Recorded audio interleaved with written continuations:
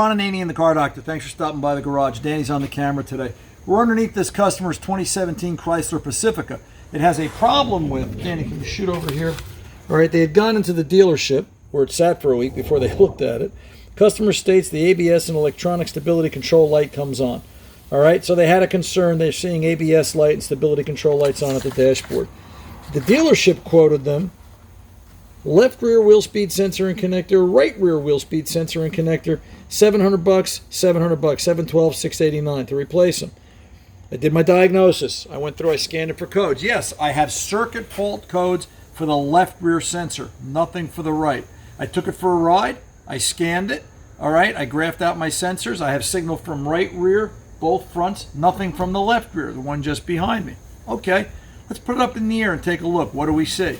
First thing I come up with is, now we cut these off. We were getting ready to solder this, and I said to Danny, this will be a great video. Let's shoot it. So we clean these up, right? We're going to solder this together. Here's basically how we found it. Now, this is the harness side, okay? This comes from the vehicle. This is the connector going to the sensor. If you change this, you will change the sensor. You will change this connector, not this connector. Changing the sensor would do absolutely nothing for this repair. I don't even know where this came from, right? Talk about a misdiagnosis. It's one thing to be inefficient, but it's one thing to be inefficient. You know, are we wearing a gun and a mask here? Is this robbery? You just wonder, right? I came around to the right side because I looked at that. I said, well, I looked at the right side. The right side's intact, just as Chrysler intended it to be. The connector's together, and there's signal out of the right. Why are they suggesting a right side harness and connector? It doesn't make any sense. The point of all this is, when you go to your mechanic and you get a diagnosis, you're paying for that diagnosis. Ask for proof. I could justify this. I don't even have to show the customer the picture that I took of the cut wire and the connector, but I can show them a printout of the data. Here's the data. All right, here's 3 sensors working, here's 1 not working. It's real obvious. You're paying for that as part of a diagnosis. That's the value of a diagnostic.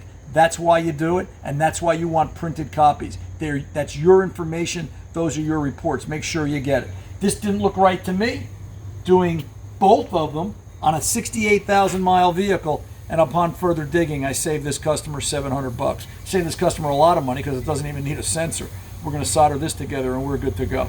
I thought you'd want to see one of the pitfalls of not knowing your mechanic and why it pays to have somebody that can actually fix things and diagnose properly and give you information. I'll see you guys on radio. I'm Ron Ananian The Car Doctor. Thanks for stopping by. Good job, Danny. Did you miss this week's full broadcast of Ron Ananian The Car Doctor? Or maybe you want to hear certain parts of it all over again. Well, it's easy to do.